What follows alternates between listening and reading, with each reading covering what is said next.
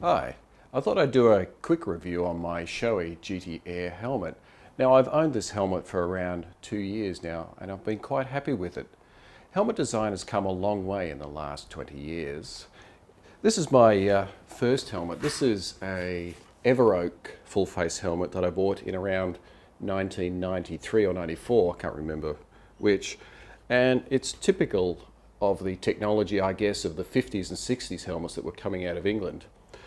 Bell came out with the Star in the late 60s and it was quite a revolution, being the world's first full face helmet. But the other important feature it had was it had really the forerunner of a modern liner. This Everoak has the old style, I guess, fitting that you would have found in a pudding basin helmet or any of the other early English helmets, in that there was really a band around the forehead that went right around the forehead that was spaced from the outer shell, and it had sort of a string and a piece of cloth at the top to determine where that band sat on the head. So it wasn't really like a modern liner at all. So this Everoak, even though it's a full face, is really more technology-wise similar to the earlier English helmets. Totally unlike the Bell Star, the world's first full-face helmet.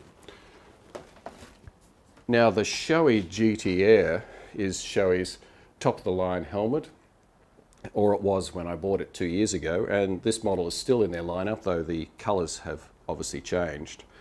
But the thing that struck me when I was choosing a new helmet was the fit.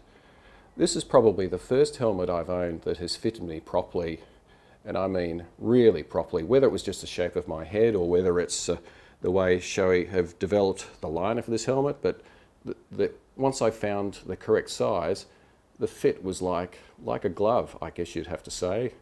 And unlike other helmets I've owned in the past, after a year or two of wear, it hasn't become sloppy, which was certainly a problem with some other helmets I've owned.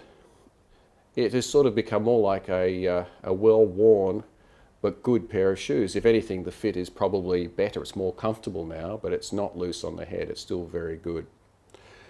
Other features that drew me to this helmet were the ventilation system on it. The ventilation system is certainly better than previous helmets that I've owned, but I will say that for Australian conditions it can get very hot here, and here on a hot summer's day there still isn't really enough airflow to alleviate the sort of the stifling heat in the helmet unless you've got the visor up. The ventilation system can't really overcome high temperatures. In saying that, the ventilation system also has a bit of a downside in that it can allow small bugs in through the crown here. I've had a couple of beetles come in that have tried to dig their way out through the top of my head, which has scared the life out of me. I must admit, while I was riding, I thought it was something a little bit more significant than just a beetle, like a wasp or a bee or something up there. But of course, the opening is not big enough to take anything that is truly dangerous, and it was really just annoying, and it just required a stop, off with the helmet and out with the bug. The other feature that drew me to this helmet was the internal tinted visor, which just flips down with this switch on the side here.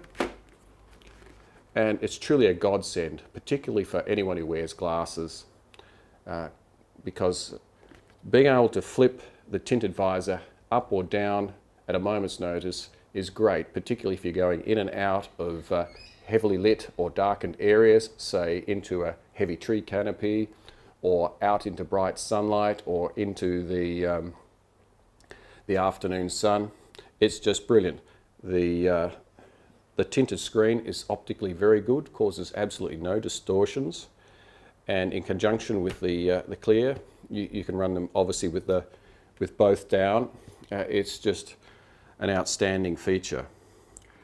Now the cost of these in Australia is quite high. Their list price is over $800 Australian. You can shop around and get them in the shops for probably $50, $60 off that. And obviously you can get a better deal on the internet. But unfortunately that is to the detriment of our motorcycle accessory retailers, and they are a great source of information, and it is certainly sad to see the decline of that industry in this country.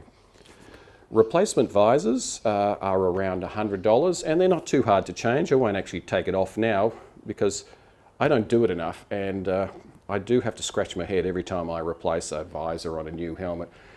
They seem to come up with a new ingenious mechanism, which is supposedly a 5-second job, but to the average guy, it still takes some time to get that visor off and get a new one on. In conclusion, I'd just like to say that this is probably the best helmet I've had to date. It's lightweight. The visor system with its internal tinted visor is good. The ventilation isn't bad.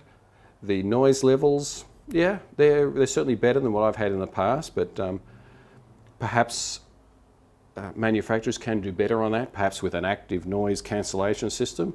But overall, I've been very pleased with this, and it's been my daily helmet, as I said, for the last 2 years. Well, I hope that quick review was of some benefit to you, and I'll catch you next time.